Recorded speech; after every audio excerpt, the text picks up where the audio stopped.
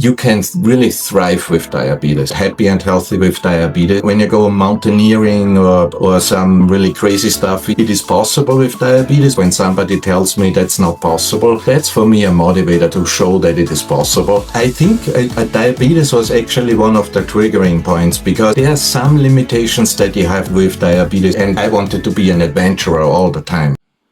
Welcome back to another episode of Limitless. Today we have with us Michael Hofer. He's the Chief Financial Officer at Navajo Transitional Energy Company. He's coming to us from US, Colorado, I believe, Michael? Yes, exactly. Originally from Salzburg, Austria, but I moved around the world quite a bit with mergers and acquisitions. It's great to be here.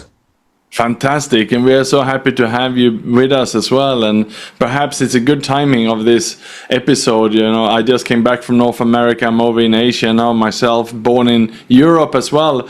So it is a bit of a nomadic lifestyles. And Michael, maybe we can start there. What brought you to leave Europe in the first place, and what was the inspiration? Yeah, I wanted to see the world, to be very honest. I already was a chief financial officer in an international company in Austria. But to be honest, after doing this for 8 years, I thought I always worked internationally, but I never really lived for a longer period of my life in another country. And then an Austrian company bought a US company, a rather big investment, and they were looking for somebody experienced. And I have education, I have university degrees, both from Europe and from North America. So I have a PhD and MBA from Europe, but I also have a Master of Science in Accounting from Denver, Colorado, from the Regis University. And I also went for executive education here to the Wharton University, later to MIT. So I'm a mix between Europe and North America, and that was just a great opportunity. I really thought about it very long, but I thought, you know, let's go there for 1 year. Let's try to figure it out whether I like it in North America or not. And now it's almost 15 years, right? So there we go, 15 years later. And how is it then to live between two different worlds for you? Yeah, it's very interesting. So this makes it actually very interesting, because at that point, I'm now at the Navajo, as you mentioned before, at the Navajo Transitional Energy Company, which is a US company. And before, when I moved to North America, I still worked for the Austrian company. And one of the main challenges and difficulties was actually translating a little bit between the European culture and the North American culture, and aligning ourselves that on the big goals and the vision that we had, and step by step really also achieving those goals. Yeah, and the culture, yeah, it's a big difference. What would you say was the biggest challenges for you? I understand you already had experience from having worked internationally and so on, but what was the biggest challenge for you to then make a more permanent move across? You know, one of the things is when you're in Europe, you believe that North America is pretty much the same. And when you only jump into a few meetings, it may be like that. But when you really move there and you buy a company and you try to get aligned on cultural aspects and where you want to go and how do you want to achieve it, it's very different in the details. And that was a surprise. It was actually a big surprise for me. And it took me quite a while to get adjusted, and also really to help between the European and North American culture, you know, that we can both together achieve our goals and work on the same vision in a similar way. Was there a time then when you felt like, you know, this is going to be too challenging, or I'm going to go back to Europe because that's where my roots are, but you're still there 15 years later on now? Yeah, exactly. So the very first year was very challenging for me. First of all, the company that we bought, there were some difficulties that I didn't expect. it was significantly smaller because I was before already a group CFO, right, of an international company. Then I went to a subsidiary, so everything was significantly smaller. A few key people of my team left very early after we integrated that company, which happens very often with mergers and acquisitions. It's one of the challenges. And then also the intercultural challenges that we had, getting aligned on the vision, developing the vision, long-term vision between the European, the Austrian headquarters and the North American management. Being considered as the spy from Europe, the spy from headquarters, right? When you move to North America, those were a few of those challenges. And what I've learned it with diabetes, and we're probably going to talk about this a little bit more, but I've learned with my diabetes not to get stuck with the small things and the small problems. Always think about the big picture and where you want to be in the end. And that was just very helpful in that integration. Yeah, and yes, we're definitely going to come back to talk about diabetes in a moment, Michael. I also just want to ask you, was there a time when perhaps you felt that there was a disadvantage of being sort of, separated between two different countries? And what about your identity and so on? Yeah, I was pretty much in the middle. Yeah, and many people who move around the world with whom I've talked have a similar experience.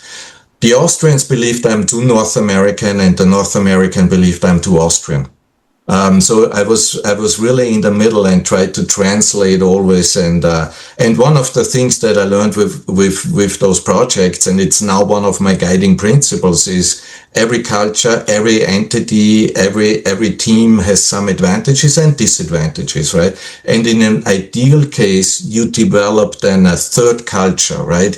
You not just take the parents' company's culture, you don't just take automatically the subsidiaries' culture. You try to develop a new culture between those entities and teams to be successful. And it took me quite a while to be honest, quite a few M&A transactions. But I've worked on more than 30 M&A transactions now in my life, and it's one of those learnings the hard way. But those are always the good learnings, when it gets difficult and you can get through it. Yeah.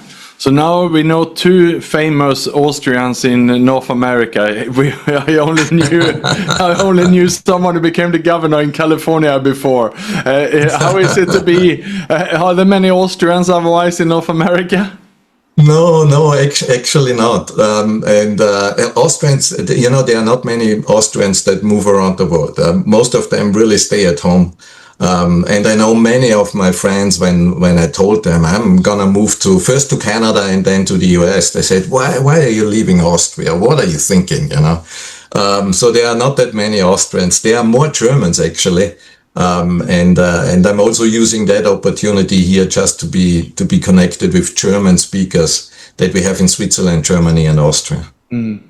So there must be some strong urge or desire in you, some hunger to get on board. I have watched a documentary and read about Arnold, and I know that when he grew up in Austria, he had a bit of a difficult family situation. He had apparently a father who was alcoholic and who was beating his mother, and that sort of sent him in his vision. He started to visualize about coming to America when he watched also the movies and so on from there, and of course his bodybuilding gave him also that vision to want to be successful in America. Was that the dream already also for you as a child, Michael, or when did this come into play? I think diabetes was actually one of the triggering points, because there are some limitations that you have with diabetes, and I wanted to be an adventurer all the time, right? But when you go mountaineering or some really crazy stuff, it is possible with diabetes, but it's more difficult, right? So I always thought, if I cannot do it that way, there are other ways how I can be an adventurer. And that was one of the reasons why I started my degrees, right? And I have multiple degrees now. And also started my career as an executive, because I thought this is really my adventure that I can live. traveled the world as a chief financial officer in international companies, worked on interesting M&A projects. I'm now an expert in artificial intelligence, and I think this was one of the reasons where I was really thought, okay, there are some limitations with type 1 diabetes, but there are so many other things that I can do. And one of those things is just exploring the world. That's wonderful, Michael. So I talk a lot about, the dark side of leadership, or in the sense that, I say that we can bring to forefront, even if we have had some challenges. In my own journey, I had a time, Michael, when I was struggling with alcohol. I went through divorce and resigned from a job, and I became lonely and isolated. And at the time, I didn't realize it was a problem, but looking back at it, I clearly had an alcohol problem. While that was an issue then, now when I'm on the other side of that, that's my greatest gift now. I can help others who perhaps are going through a divorce, or others who might struggle with alcohol addiction. So I could imagine that for you then to sort of own this about the diabetes, you have turned it into an opportunity rather than something that's holding you back. That's absolutely wonderful, Michael. And we might have some listeners who are suffering from diabetes, or maybe they have some loved one. Any message that you would like to send to those listeners? Yeah. I mean, it's definitely possible not only to manage diabetes, because that's how I started, right? I was 11 when I became diabetic. So initially, I really started managing it and surviving with it. But what I found out over decades, right now I'm 57, so it's already decades that I have diabetes type 1, you can really thrive with diabetes. And I even wrote a book about this, right? Happy and Healthy with Diabetes, where I say, I believe one of my super strengths, right, is discipline and consistency. And I think I have this because of my diabetes. So I definitely, I believe I can say I'm successful as a chief financial officer in big companies, currently $1 billion company, because of that consistency that I learned with diabetes. With my A1C, which is the long-term value for people with diabetes, the last one was 5.5, which is a healthy A1C even. So there is a lot of opportunity that you can have, and what I also developed was not only to focus on one thing with the diabetes, but really to say, okay, there are new development, there are insulin pumps, there are continuous glucose monitors, the CGMs. So the technology has improved with diabetes. But I also combine it with mindfulness and meditation, because if you bring down the stress level, first of all, it helps you in life anyway. It makes you happier, but it's also better for managing your sugar, because if you are nervous and stressed all the time, the sugar is just crazy. So I combine it with mindfulness and meditation, then with a low to medium carb diet, and with exercise. So with low intensity, steady state exercises. And, I sometimes tell people, I believe I'm healthier than other people because I go to the gym almost every day. And I think diabetes is just a strong motivator for that. So the basic message, before I get lost in too many details, the basic message is, it's not only possible to survive with diabetes, but you can really thrive with diabetes. That's beautiful. And if there's any listener who's curious, they can pick up a copy of your book, Happy and Healthy with Diabetes, indeed. Yes, exactly. And so it seems, Michael, that, if we get some, should we say, a handicap or illness or some challenges in our life, that can become the catapult to finally get it all together. I even heard someone say that many of the Olympic medalists, they also have some kind of handicaps. Maybe might have a lung which is too small, or a heart too big, or some kind of handicap that perhaps have been the motivator. Maybe someone have said, a doctor might have said, you won't be able to run with that, and then we want to prove to the world and to ourselves that yes, I can run with that. Not only can I run with that, I can become the best in that. What do you think about that kind of thinking, Michael? Yeah, definitely. And it developed to me also sometimes in my professional life, when somebody tells me that's not possible, that's for me a motivator to show that it is possible. I really believe, you learn in life when it's tough in life, not when the sun is shining. And I always tell when I talk with HR professionals, you figure out whether a manager is a good manager when there's bad times, not when everything goes as planned, but when really everything goes wrong. And how you manage situations like that and teams like that. I'm not sure whether I should say unfortunately, but it is like that. We learn and get better and more experienced during tough times. Right? Mm-hmm. And how do you manage it on a day-to-day basis now? You mentioned that you meditate, you exercise, and you're keeping your stress levels low. Is there any other tips that you can share that you shared in your book? Yeah, so I'm a big fan of Tony Robbins as well, and what he promotes is the hour of power in the morning. So how you start the day is very important. How the day is going to be, and what I really do is when I get up and I get my coffee, I really visualize my goals and in my 3-year goals, so the longer term goals, but also how the day goes and to have a successful day. And afterwards, I exercise. I go to the gym, or I have a bike at home, so I exercise every day. And I prime myself every day. So the first 1 to 2 hours in the morning, between 5 and 7 for me in the morning, is really the time for myself to prime myself for a successful day. And that made actually a big difference. Yeah. And what lies next for you now, Michael? You gonna retire over in the US or come back to Salzburg, or will we find you somewhere else at the next chapter of your life? What are you doing? Oh, I'm not yet done. I've developed goals in 13 different life categories. And I'm following up on all of those. And being a citizen of the world is and experiencing the world and learning different languages and cultures is one of those 13 life categories. So for sure you will see me in different countries in the future. Yeah, that's fantastic. And if we could turn back time, Michael, let's say that you go back in time 30 years to talk to yourself. What would you say to yourself then?